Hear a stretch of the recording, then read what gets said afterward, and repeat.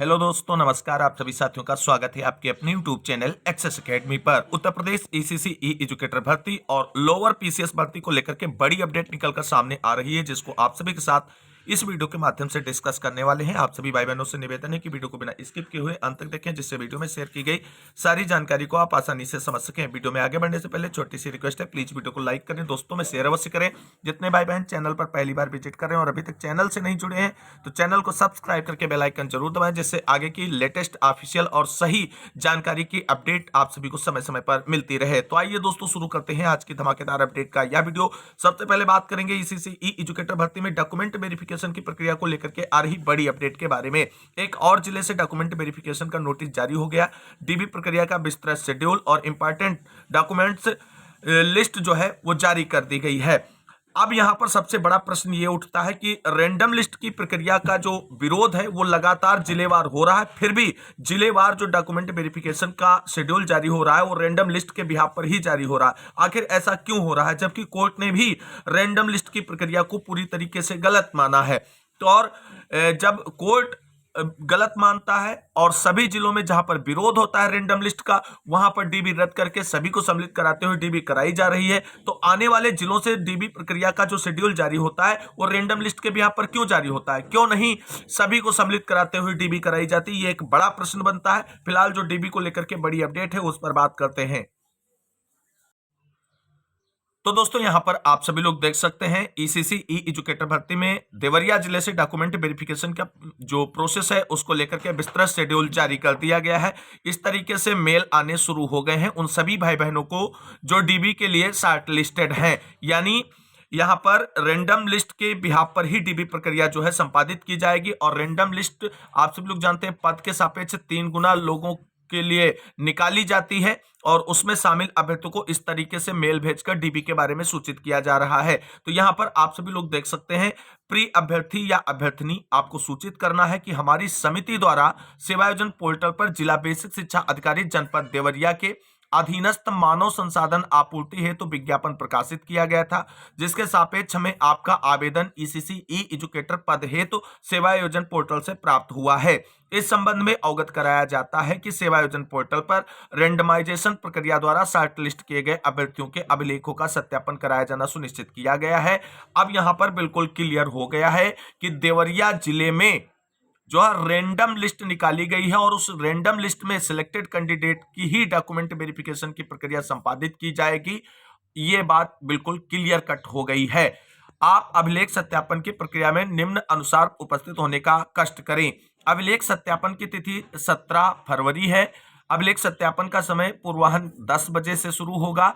अभिलेख सत्यापन का स्थान जो है वो विकास भवन देवरिया स्थित प्रेरणा भवन में होगा, यानी देवरिया जिला का जो विकास भवन है उसके अंतर्गत प्रेरणा भवन जो है वहां पर डॉक्यूमेंट वेरिफिकेशन की प्रक्रिया होगी। आवश्यक प्रपत्रों की सूची की अगर हम बात करें तो आधार कार्ड, पैन कार्ड, शैक्षिक योग्यता संबंधित समस्त अभिलेखों की मूल प्रतियां और 2 सेट छाया प्रतियां भी होनी चाहिए सभी डॉक्यूमेंट्स की। पद के अनुरूप योग्यता को प्रमाणित करने वाले पूरक भी होने चाहिए। अभिलेख यानी डिप्लोमा प्रमाण पत्र इत्यादि की अगर हम बात करें तो अगर आपके पास कोई अनुभव प्रमाण पत्र है तो वो आप ले जा सकते हैं। स्वयं के पासपोर्ट साइज के 2 रंगीन फोटो भी ले जाने हैं आप सभी को।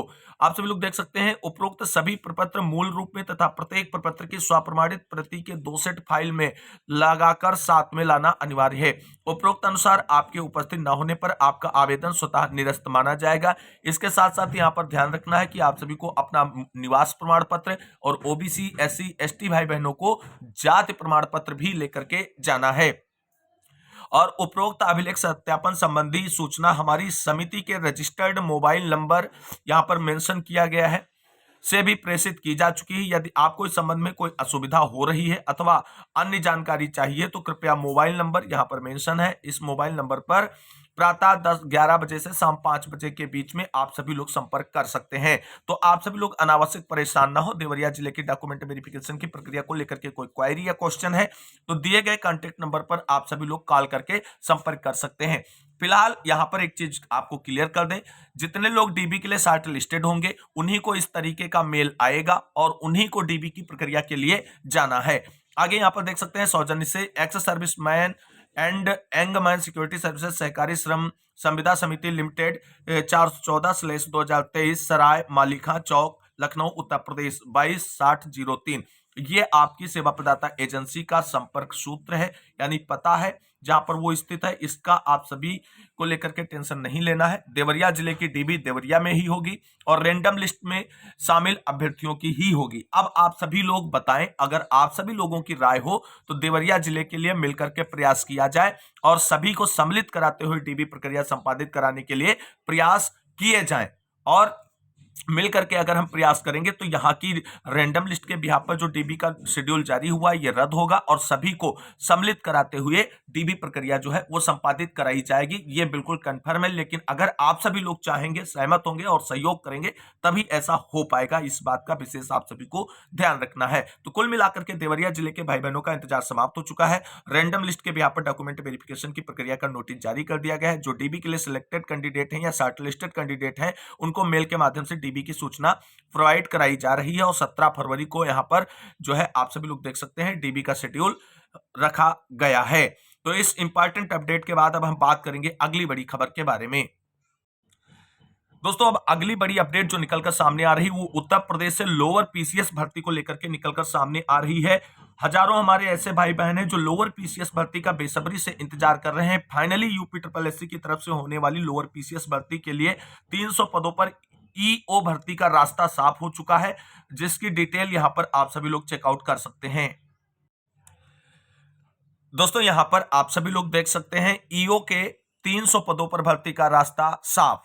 निकायों में अधिशासी अधिकारी यानी ईओ के खाली 300 से अधिक पदों पर भर्ती का रास्ता साफ होने जा रहा है। स्थानीय निकाय निदेशालय ने भर्तियों के लिए योग्यता को लेकर फंसे विवाद को समाप्त कर दिया है। उत्तर प्रदेश अधीनस्थ सेवा चयन आयोग को संशोधित प्रस्ताव जल्द भेज दिया जाएगा। इसके मुताबिक भर्ती के लिए कंप्यूटर में ओ लेवल डिप्लोमा प्रमाण पत्र को अनिवार्य किया जा रहा है। प्रदेश भर के निकायों में काफी संख्या में पद खाली है।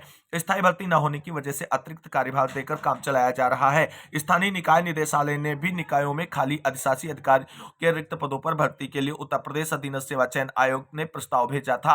आयोग ने 6 जनवरी 2026 को प्रस्ताव वापस भेजते हुए शैक्षिक योग्यता और आरक्षण की स्थिति को स्पष्ट करने को कहा था। अब जो विवाद था उसको जो है क्लियर कर दिया गया है और अब जो है नया प्रस्ताव जो है यूपी SSSC को बहुत जल्द भेजा जाएगा। आगे अगर हम बात करें तो कंप्यूटर में वो स्तर का डिप्लोमा होने पर ही स्थायीकरण। स्थानीय निकाय निदेशालय ने इसके आधार पर भर्ती प्रस्ताव का अध्ययन कर लिया है। निदेशालय ने इस संबंध में शासन को पूरी स्थिति से अवगत कराया है। इससे स्पष्ट किया गया है कि अधिशासी अधिकारी नगर पंचायत के पद पर भर्ती के लिए स्नातक योग्यता के आधार पर भर्ती की जाएगी, लेकिन स्थायीकरण तभी किया जाएगा जब संबंधित कार्मिक द्वारा किसी मान्यता प्राप्त संस्थान से कंप्यूटर में वो स्तर का डिप्लोमा प्राप्त कर लिया होगा।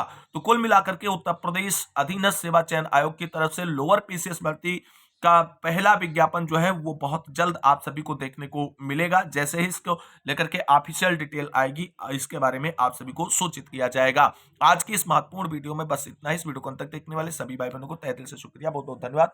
मिलते हैं एक और नई वीडियो में लेटेस्ट और धमाकेदार अपडेट के साथ। तब तक के लिए सभी भाई बहनों को जय हिंद, जय भारत, वंदे मातरम।